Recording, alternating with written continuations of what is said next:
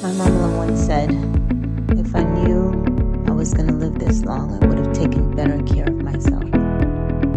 Today, in reflection, I would say, since we don't know how long we actually have, let's take good care anyway.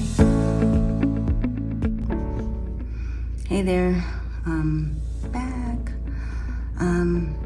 Not at home today. I'm on the road in another state where it's absolutely snowing and freezing, which is a lot of our country today.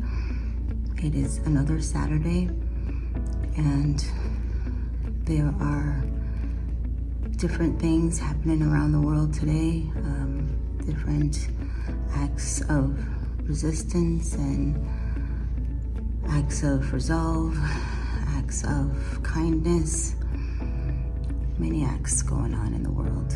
And I just want to remind you that taking care of yourself is also an act of resistance. It's an act of rebellion. Keeping ourselves healthy, keeping our mind solid, our focus clear is important to do any good work, right? And to get into any good trouble. So be sure to take care of yourselves wherever you are today. Look at me back there. Whatever you're doing, however you can. A friend of mine texted me yesterday, shout out to E, just to remind me that connection and communication is so important. They said, I thought about you and I wanted to reach out. And they did. And so often we think about people and we don't reach out.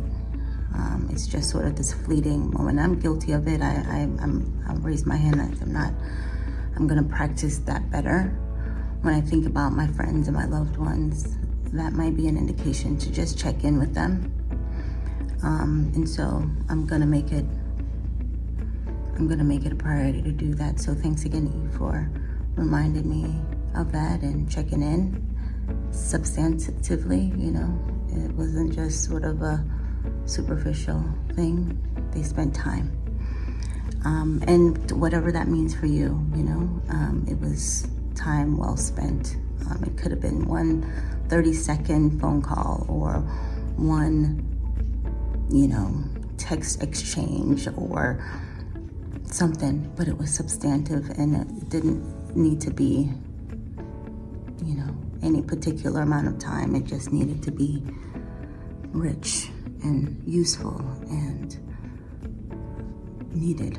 And so I want to remind everyone who's out there doing the good work, practicing their acts of self-care. Be good to yourself. Take care of yourself. And connect with people who love you and who you love. And just be kind to your friends and neighbors. I'm going to practice that more, and I invite you to as well. All right, let's get into our meditation.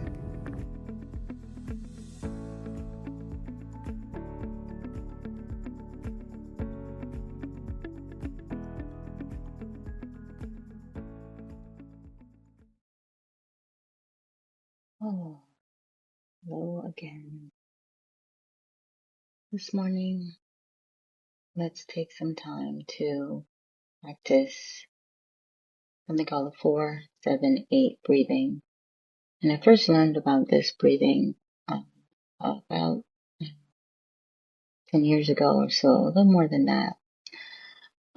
Andrew Weil spoke about it, and he reminded us to not practice this 4-7-8 if you have low blood pressure or you are handling any heavy machinery or you're driving. It really does decrease your blood pressure, and you could even become dizzy. So please take your time with yourself on this one.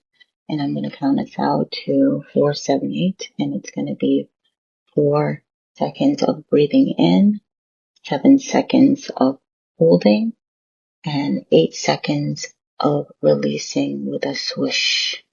And we're going to do 3 rounds of that. And hopefully you are seated, you're comfortable, you're safe.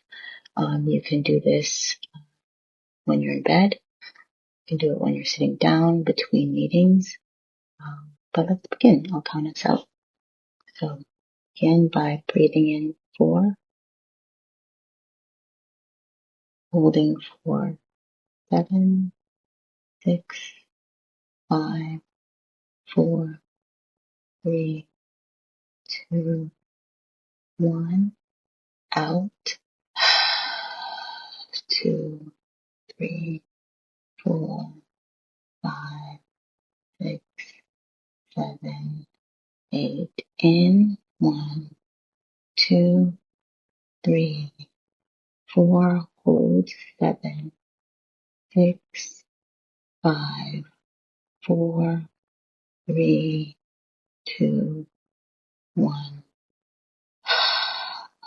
7, 6, 5, 4, 3, 2, 1. In.